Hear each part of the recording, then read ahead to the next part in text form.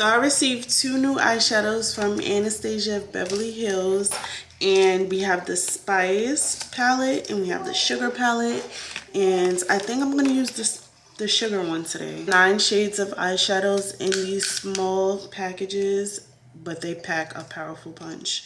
So this is the Sugar palette, and this is the one I'm going to use today. You can definitely get like soft glam look with this. You can go extra with this as well. There's something in there for everybody. So let's see what kind of look I can create with this today. So I think I'm going to use this green